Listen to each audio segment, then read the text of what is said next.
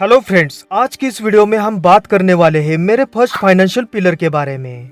दोस्तों, आप सभी को पता है कि मैं म्यूचुअल फंड में और स्टॉक्स में इन्वेस्ट करता हूँ और उसी के साथ साथ मैंने कुछ फाइनेंशियल पिलर अपने लाइफ में सेट करके रखे हैं। जब तक मैं इन फाइनेंशियल पिलर को अचीव नहीं कर लेता तब तक मैं किसी भी रिस्की एसेट में अपना पैसा नहीं लगाऊंगा, जैसे कि ऑप्शन ट्रेडिंग या फिर क्रिप्टो मार्केट में।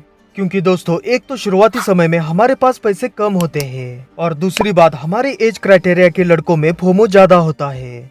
जल्द से जल्द पैसा बनाने के चक्कर में वो लॉस कर बैठते हैं और बाद में मेंटली डिस्टर्ब हो जाते हैं। अपने लॉस को रिकवर करने के चक्कर में वो और ज्यादा गलतियां कर बैठते हैं और अभी के समय में 90% ट्रेडर की यही कंडीशन है। इसीलिए दोस्तों, मैंने शुरुआती समय में ऑप्शन ट्रेडिंग ना करके कुछ इंपॉर्टेंट फाइनेंशियल पिलर अपने लिए सेट करके रखे थे। उसमें से फर्स्ट फाइनेंशियल पिलर मैंने सितंबर 2024 में अचीव किया था और वो पिलर था इमरजेंसी फंड। अब दोस्तों, आपको यह वीडियो पूरा क्यों देखना चाहिए, उसके लिए मैं अपनी 3 बातें आपके साथ शेयर करूंगा, जिसमें आपको मेरी कंसिस्टेंसी, मेरा डिसिप्लिन और मेरा अपने आप पर का कंट्रोल दिखाई देगा। तो फर्स्ट है, हर महीने पिछले 3 साल से म्यूचुअल फंड में इन्वेस्ट करना और उसकी वजह से अभी मेरा पोर्टफोलियो अप्रॉक्स 10 लाख को क्रॉस कर चुका है। सेकंड है, इंडिविजुअल स्टॉक्स में भी लगभग 1.5 लाख तक अमाउंट इन्वेस्ट कर पाना। और थर्ड है कि जो कि सबसे इम्पोर्टेंट है और वो गलती शुरुआती समय में मैंने नहीं की और उसकी वजह से अभी मैं स्ट्रेस या फिर टेंशन में नहीं हूँ। तो दोस्तों, अभी तक मैंने पिछले 3 साल से ऑप्शन ट्रेडिंग में एक भी ट्रेड नहीं किया और देखा जाए तो 1 रुपीज का लॉस भी इस मार्केट में मैंने अभी तक नहीं किया है। दोस्तों, अभी आप देख सकते हैं कि 3 साल के बाद मेरी जो वेल्थ है वो 12 लाख के ऊपर है और वो भी सिर्फ म्यूचुअल फंड और स्टॉक्स में। मुझे पता है कि मेरी वेल्थ का अमाउंट ज्यादा नहीं है, लेकिन आप यही सोचो कि अगर मैंने पिछले 3 साल से ऑप्शन ट्रेडिंग में लॉस किया होता तो अभी मेरे पास ना ये 12 लाख होते, ना अभी मैं 20-30% की फाइनेंशियल स्टेबिलिटी को अचीव कर पाता और ऊपर से लॉस के कारण स्ट्रेस में लॉस रिकवर करने के चक्कर में और ज्यादा मेंटल हेल्थ को खराब कर बैठता। तो उससे अच्छा शुरुआती समय में मैंने थोड़ा सा वेट करके मार्केट को समझने में टाइम लगा दिया और उसके साथ साथ ही म्यूचुअल फंड्स की हेल्प से अपना जो फर्स्ट टारगेट था 10 लाख को अचीव करना, उसे मैंने कंप्लीट कर दिया। अब जो 60-70% की फाइनेंशियल स्टेबिलिटी बची है वो मैं इन फाइनेंशियल पिलर्स की हेल्प से अचीव करूंगा। तो चलिए दोस्तों, आपका ज्यादा समय ना लेते हुए हम अपना first financial pillar emergency fund को अपनी इन्वेस्टमेंट की दुनिया में जाकर देखते हैं।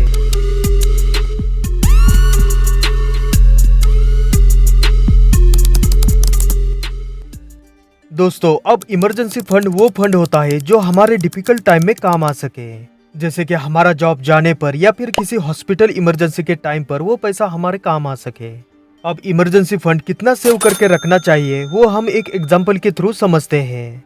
तो दोस्तों, हम प्रैक्टिकल सोच के साथ अभी 2025 में मेट्रो सिटीज या फिर नॉर्मल सिटीज के अनुसार एक अमाउंट कंसिडर करेंगे, जिसमें जॉब जाने पर या फिर इमरजेंसी के टाइम पर ठीक ठाक सर्वाइव किया जा सके। तो मुझे लगता है कि 30,000 के अमाउंट सही है। गांव में इससे थोड़ा कम में भी मैनेज हो जाएगा। अब किसी को 30,000 की अमाउंट भी कम लग सकती है, तो आप एक बार सोच कर देखो। अगर किसी बंदे का जॉब गया है तो वो बंदा उस समय फिजूल खर्चों को अवॉइड करेगा, जैसे कि मूवीज को जाना, होटल में खाना, शॉपिंग भी कम कर देगा। जब तक उसे दूसरा जॉब नहीं मिलता तब तक वो अपनी जरूरतमंद चीजों पर ही खर्चा करेगा, जैसे कि घर का रेंट, ग्रोसरी, इलेक्ट्रिसिटी बिल और बाकी के खर्चों को अवॉइड कर देगा। तो मेरे पॉइंट ऑफ व्यू से 30,000 के अमाउंट एक डिसेंट अमाउंट है। तो दोस्तों, अभी के समय में आपके पास कम से कम 6 मंथ्स का मतलब 1,80,000 रुपीज या फिर 12 मंथ्स का 3,60,000 रुपीज का इमरजेंसी फंड जरूर होना चाहिए। अब हम देखते हैं कि इस इमरजेंसी फंड को हमें सेव करके कहाँ इन्वेस्ट करना चाहिए जिससे हमें रिटर्न्स भी मिले और रिस्क भी कम हो। तो मेरा आंसर रहेगा फिक्स डिपॉजिट, एफडी, क्योंकि मैंने अपने इमरजेंसी फंड को एफडी में ही इन्वेस्ट किया है। अब कुछ इन्वेस्टर्स को एफडी में इन्वेस्ट करना थोड़ा बोरिंग या फिर ओल्ड स्टाइल इन्वेस्टमेंट लगेगा, तो उन लोगों को मैं इस वीडियो के थ्रू प्रूफ के साथ बताऊंगा कि एफडी में शुरुआती समय में इन्वेस्ट करना मेंटली और प्रैक्टिकली एक सही डिसीजन हो सकता है। और जो लोग बिगिनर्स हैं, जिनके पास जॉब है लेकिन इनकम ज्यादा नहीं है, मिडिल क्लास से बिलोंग करते हैं, उन सभी को अपनी इन्वेस्टमेंट जर्नी में एफडी को उतना ही इम्पोर्टेंस देना चाहिए जितना आप दूसरे इन्वेस्टमेंट एसेट को देते हो।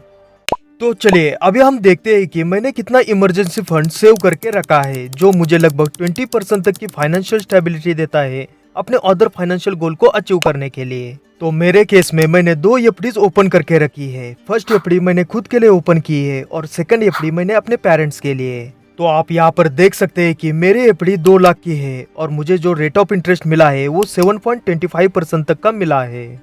और ये एफडी मैंने सितंबर 2024 में ओपन की थी, जब हमारा स्टॉक मार्केट गिरना चालू हो गया था।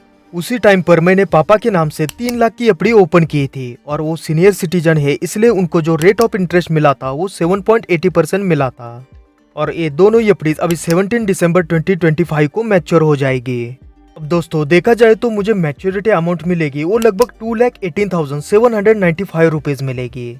मतलब मुझे अप्रॉक्स 19,000 का इंटरेस्ट मिलेगा। और मेरी दूसरी एफडी पर जो मैच्योरिटी अमाउंट मिलेगी वो लगभग 3,30,413 रुपीज मिलेगी। मतलब उसमें मुझे 13,000 का इंटरेस्ट मिलेगा। अगर हम टोटल इंटरेस्ट देखेंगे तो वो अप्रॉक्स 50,000 हो जाएगा। अब अगले साल के लिए मैं इस 50,000 को उसी एफडीज में री इन्वेस्ट करूंगा। अब दोस्तों हमारी दोनों एफडी 17 दिसंबर को मैच्योर हो गई और हमें लगभग 15,000 का इंटरेस्ट भी मिला था। और ये पैसा मेरे लिए इमरजेंसी फंड है, तो उसे मैं रिस्की एसेट में इन्वेस्ट नहीं करूंगा। इसलिए मैंने 1-2 दिन में ही फिर से उसे सेफ एसेट में मतलब एफडी में इन्वेस्ट किया।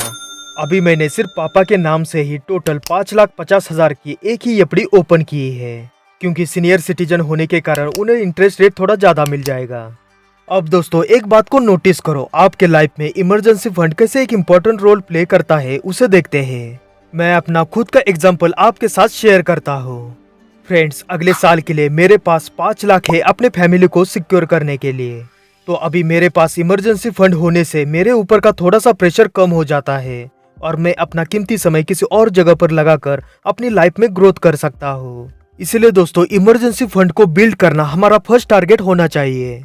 तो दोस्तों अभी मैंने 5 लाख का इमरजेंसी फंड सेव करके रखा है। साथ ही म्यूचुअल फंड का इन्वेस्टेड अमाउंट अलग है, प्लस स्टॉक्स में भी कुछ 1.5 लाख तक का अमाउंट इन्वेस्टेड है। तो आप लोग भी शुरुआती समय में छोटे छोटे स्टेप्स लो, स्मॉल टारगेट सेट करो, उसे अचीव करो।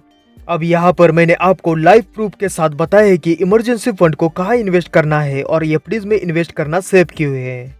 अब जिन इन्वेस्टर्स को लगता है कि एफडीज में इन्वेस्ट करना एक गलत डिसीजन है, तो उन सभी को मैं प्रूफ के साथ बताऊंगा कि एफडीज में इन्वेस्ट करना एक सही और टेंशन फ्री डिसीजन है। तो दोस्तों आप सभी को पता है कि सितंबर 2024 के बाद मार्केट गिरना चालू हो गया था और मैंने 17 सितंबर को एफडीज में इन्वेस्ट किया था। उससे पहले एक बार मेरे जितने भी म्यूचुअल फंड्स है उन्हें देखते हैं। मेरे म्यूचुअल फंड पोर्टफोलियो में small cap, mid cap, flexi cap, large cap सभी टाइप के फंड है। तो उन सभी के 1 ईयर के रिटर्न्स हम चेक करते हैं। Canara Robeco small cap fund -8% के return, axis mid cap fund -1% के return, Motilal Oswal mid cap fund -10% के return, quant mid cap fund -5% के return, quant small cap fund -6% के रिटर्न।